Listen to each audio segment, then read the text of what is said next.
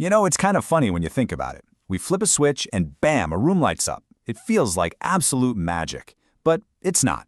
So today, we're going to pull back the curtain and demystify the whole thing. We're going to follow the incredible journey of electric charge, from the battery all the way to that glowing bulb. Let's jump right in. Okay, so you've all seen a diagram like this before, right? You got your battery, a switch, and a light bulb, all connected with a couple of wires. Looks super simple. It's pretty much the first thing any of us learn about electricity. But what is actually happening inside those wires in that split second? I mean, what invisible force is at play that makes that bulb just come to life? Well, that's the big question, and we're going to answer it right now. We're going to tackle this in 5 parts. First, we'll talk about the river of charge. Then, we'll look at the push and the squeeze that control it. After that, we uncover the one golden rule that ties it all together. Then we'll see what happens when you have one path versus many. And finally, we'll see how it all leads to the power and heat we use every single day. All right, let's start with part 1, a river of charge. This is where we meet the star of our show, the electric charge itself. So what is electric current? Honestly, the best way to picture it is as a river. But instead of water, it's a river of tiny, tiny charged particles, usually electrons, all flowing through the wire. And the speed of that flow, how much is moving per second, that's what we call current. And just like a river needs a clear, unbroken path to flow, so does our current. It needs a continuous, closed path, which we call an electric circuit. When you flip a light switch, you're literally closing that path. It's like you're lowering a drawbridge so that river of charge can finally flow and make the bulb light up. So we have our river, but every story needs some drama, some conflict. And for our river of charge, that comes from 2 opposing forces, what we're going to call the push and the squeeze.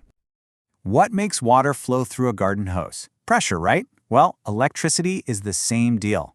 The push is called potential difference, but everybody just calls it voltage.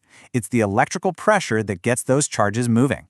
A battery is basically just a pump, creating that pressure to get the whole river started. But of course, the journey isn't always smooth.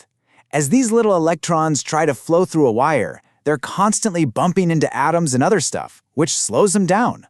This opposition, this squeeze, is called resistance. It's literally like friction for electricity.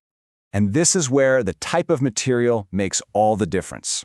A good conductor, like copper, has super low resistance. It's like a big, wide-open pipe where the river just cruises through. But a poor conductor has high resistance. It's more like a narrow, rocky pipe that really makes it tough for the current to get through. And the difference can be absolutely massive. Just look at this. On the left, you've got copper with almost no resistance, perfect for wires. In the middle, there's nichrome. It's got enough resistance to get red hot, which is exactly why we use it in things like toasters. And then way over on the right, you've got glass, which is an insulator. Its resistance is so ridiculously high, it basically builds a dam and stops the river of charge dead in its tracks. Okay, so we've got the flow, the push, and the squeeze. It really feels like these 3 things should all be connected, right? Well, they are. And it's by one single, beautiful rule. Electricity's golden rule. So that's the big question, isn't it? How do voltage, resistance, and current all relate to each other? Is there some predictable pattern? Turns out, yes, there is, and its discovery changed everything. So a German physicist named George Ohm was obsessed with this question. And what he found was just so simple it's brilliant. He saw that as he increased the voltage, the push, the current flowing through the wire increased at the exact same rate. He discovered this perfect straight-line relationship. You double the push, you get double the flow. Simple as that. And this beautifully simple relationship gave us one of the most important equations in all of science. V equals I times R. Voltage equals current times resistance. This is Ohm's law. It is the golden rule that lets us understand, predict, and control electricity. Almost every single piece of technology you own is built on this one idea. Okay, so once you have this rule, you can start designing circuits. And it all boils down to 2 really basic choices. Do you force the current down a single path, or do you give it options? So on the left here, we've got a series circuit. Think of this like a 1-lane country road. All the traffic, our river of charge, has to follow the exact same path. On the right, we've got a parallel circuit. This is more like a major highway with multiple lanes. The river of charge splits up, and the current flows through each branch at the same time. And this choice has huge consequences. In series, it's one path. In parallel, it's many. But here's the real kicker. If one bulb in a series circuit burns out, it's like a car crash blocking that one-lane road. The whole circuit breaks and everything goes dark. But in a parallel circuit, if one lane gets blocked, the others keep on flowing. The other bulbs stay lit. And that is why your entire house is wired in parallel. And this is the critical killer flaw of a series circuit. I mean, if you've ever had to deal with those old, cheap holiday lights, you know this pain personally. One tiny bulb goes out and the entire string dies. That is a series circuit in action. And it is incredibly frustrating. So let's bring this all home. What does all this mean in the real world? Well, in our final section, we're going to connect all these ideas to the heat that gets generated and ultimately to the power that you and I pay for every single month. Remember that electrical friction resistance? Well, just like rubbing your hands together, that friction generates heat. This is called Joule's heating. And sometimes that's exactly what we want. It's how toasters and heaters work. It's even how an old incandescent light bulb works. The filament gets so scorching hot that it starts to glow.